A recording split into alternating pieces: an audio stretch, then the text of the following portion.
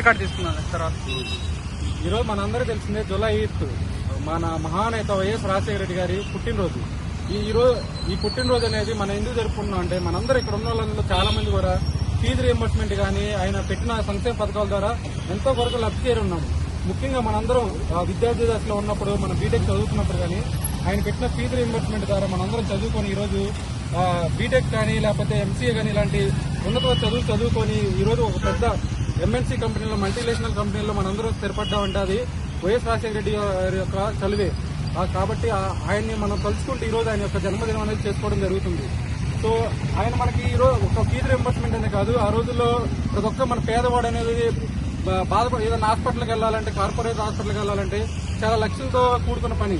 అలాంటిది ఆరోగ్యశ్రీ అనే ఒక అద్భుతమైన పథకాన్ని తీసుకొచ్చి మనందరికి ఫ్రీగా మీరు ఎక్కడికైనా చెన్నై వెళ్తారా, హైదరాబాద్ వెళ్తారా, ఎక్కడికైనా వెళ్ళండి, మీ అందరికి ఎటువంటి రూపాయి ఖర్చు లేకుండా వైద్యం చేస్తానని చెప్పే మొట్టమొదటి నాయకుడు వైఎస్ రాజశేఖర రెడ్డి. ఆ రోజుల్లో ఎవరైనా ఏడ్చారంటే ఆ ఏడ్పుకి నేనున్నానమ్మా, నేను విన్నాను మీ బాధని, నేనున్నానని చెప్పిన ఒకే ఒక గొప్ప నాయకుడు వైఎస్ రాజశేఖర రెడ్డి. ఈ రోజు ఆయన మన మధ్యలో 2009లో చనిపోయి ఇప్పటికి 17 సంవత్సరాలు అవుతుంది.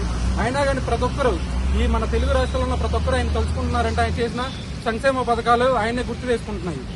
ఆయన మన మధ్యలో లేకపోవచ్చు, కానీ ఆయన చేసిన ప్రవేశపెట్టిన సంక్షేమ పథకాలు మన మధ్యలో ఉండటం వల్ల మనందరం ఈరోజు ఆయన గుర్తించుకుంటున్నాం. అదేవిధంగా రాబోయే రోజుల్లో ఆయన చేసిన సంక్షేమ పథకాలు వాళ్ళ కొడుకు డాక్టర్ జగన్మోహన్ రెడ్డి గారు కానీ ముందుకు తీసుకెళ్తున్నారు. అందులో చాలా వరకు ఆయన సక్సెస్ అయ్యాడు.